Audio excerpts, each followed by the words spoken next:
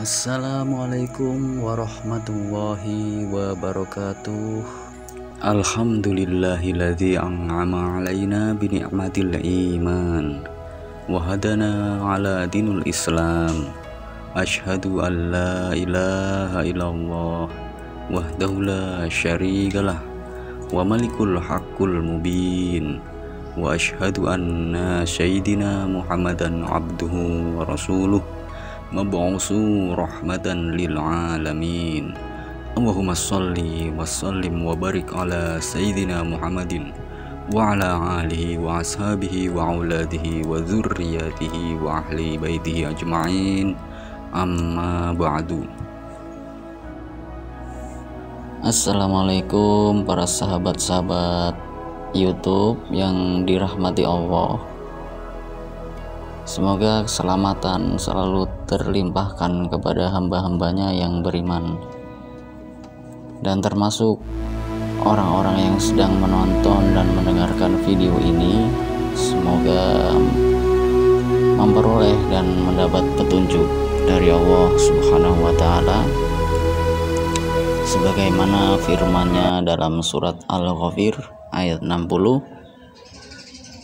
Wa qala rabbukum ud'uni astajib lakum innal ladzina yastakbirun an ibadati sayadkhuluna jahannama dakhirin.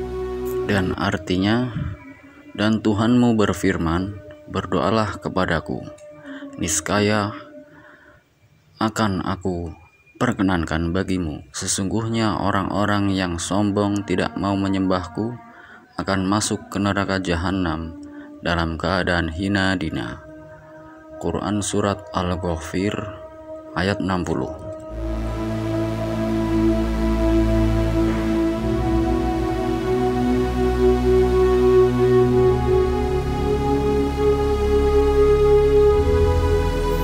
Kita semua pasti pernah merasa, kenapa ya doa saya tidak pernah terkabul.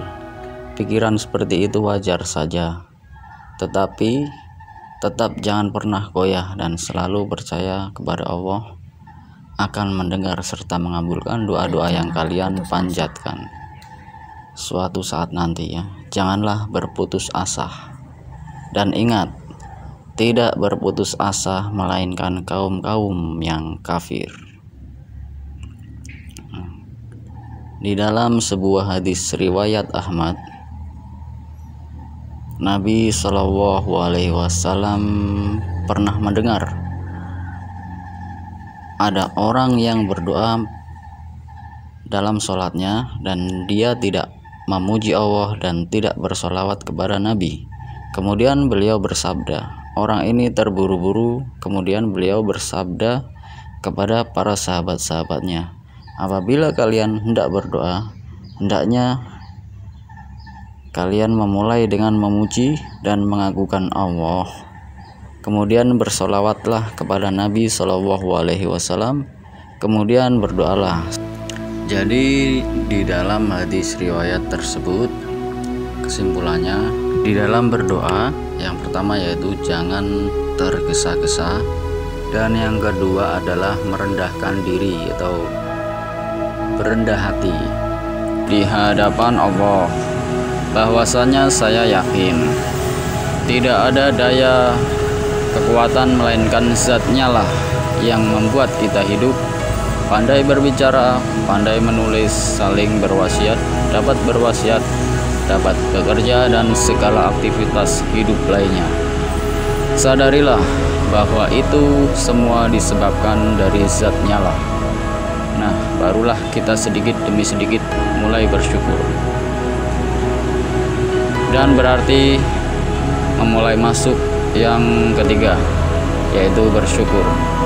Seperti yang difirmankan Allah, dan ingatlah juga tatkala Rabbmu memaklumkan, sesungguhnya jika kamu bersyukur, pasti kami akan menambah nikmat kepadamu, dan jika kamu mengingkari nikmatku, maka sesungguhnya azabku sangatlah pedih. Quran Surat Ibrahim ayat 7. Dan ingat, bersyukur itu dengan kesadaran bahwa sesungguhnya kita itu dulunya tidak ada, kemudian menjadi ada. Dan berarti sesungguhnya kita ini tidak punya apa-apa dan bukan siapa-siapa. Ini semua adalah kehendak dan hadiah dari Allah. Nah, pekatkanlah itu di hatimu, di batinmu, maka pasti muncul yang keempat, yaitu memuji Allah. Dan bagaimana cara memujinya? Yaitu dengan menggunakan nama dan sifatnya, atau mengagungkan nama dan sifat-sifatnya. Bagaimana caranya juga? Yaitu dengan berzikir dan mengaji Al-Quran, dengan mempelajari dan menerapkan dalam kehidupan sehari-hari. Nah, disitulah kita akan sadar akan Rasulullah SAW, bahwa darinya lah kita semua berguru. Dialah sauri tauladan, dan dialah Rasulullah SAW gurunya para guru-guru. Maka bersolawatlah untuknya. Innallaha wa malaikatahu yusholluna 'alan nabi ya ayyuhalladzina amanu wasallimu taslima. Quran Surat Al-Ahzab ayat 56. Sholawatlah sebanyak-banyaknya, kemudian barulah antum berdoa. Cara baca doanya juga jangan asal-asalan. Kita harus tahu sumber dalilnya, manakala itu sumber atau bersumber dari Al-Quran, hadis riwayat yang jelas dan sahih. Seperti doa yang sering dibaca Nabi Sulaiman, manakala Nabi Sulaiman adalah nabi terkaya dan sakti mandraguna. Dia dianugerahi oleh Allah karunia yang sangat besar sekali, sehingga dapat berbicara dengan hewan-hewan. Semua jin di muka bumi ini tunduk kepadanya dengan izin Allah. Apabila semua jin diperintah, maka langsung tunduk kepada Nabi Sulaiman. Dia adalah putra atau keturunan Nabi Daud alaihi salam. Seperti yang dijelaskan di Quran Surat An-Naml ayat 30. Innahu min Sulaiman wa innahu bismillahirrahmanirrahim. Innahu min Sulaiman wa innahu bismillahirrahmanirrahim. Innahu min Sulaiman wa innahu bismillahirrahmanirrahim. Ayat itu merupakan doa yang sering dibaca Nabi Sulaiman dan mengandung kekuatan yang maha dahsyat.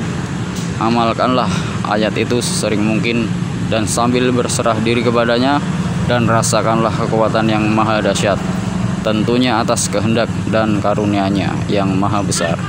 Wallahu dzul fadlil azim.